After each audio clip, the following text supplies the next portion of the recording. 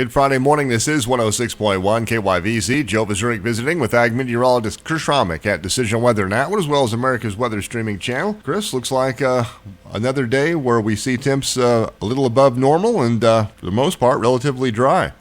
Yeah, Joe, all week we've been pretty much stuck in the same forecast, and it looks like we're going to be stuck through the weekend until we start to see some changes next week. And that's mostly due to the fact that we've got this blocking high pressure that's sitting over the northeast and eastern United States.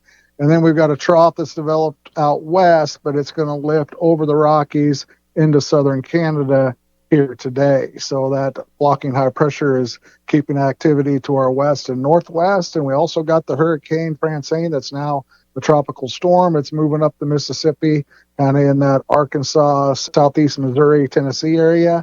It's going to sit there through the weekend and just wash out and rain itself out. So we got rain down there in the south and east. We got rain up to our north and west, up there in the northern plains and along the Canadian border. And what we need to get is rain, and we don't have a lot of it in the forecast except for a front going through this evening. Then when we get to next week, once that high pressure fades away and moves off early next week, we got another trough that'll develop out to the west.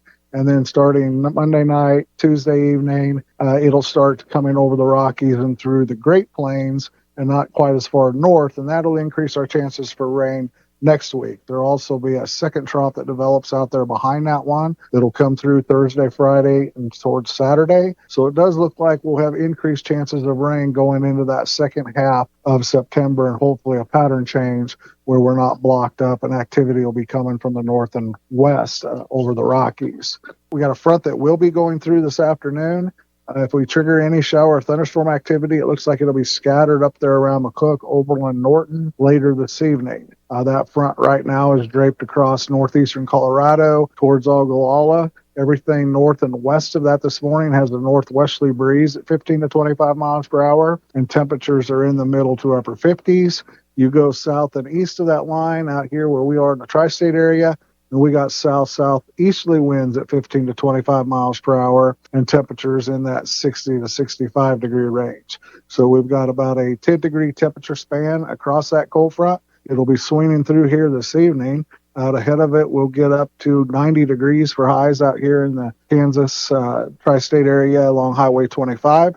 When it swings through tonight, we'll be dropping into those middle 50s that we're seeing out there in northeast Colorado and Wyoming and western Nebraska this morning. And then as we go for tomorrow, it will be cooler. We'll go high temperatures around 85, then climbing back up to 90 for Sunday.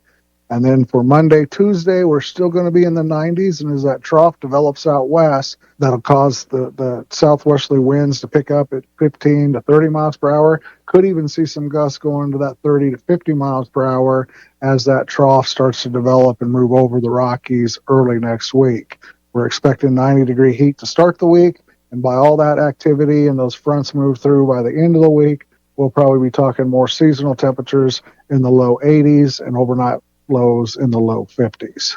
Once again, that's Ag Meteorologist Chris Schromick at Decision Weather Now, as well as America's Weather Streaming Channel for 106.1 KYVZ. I'm Joe Vazurek.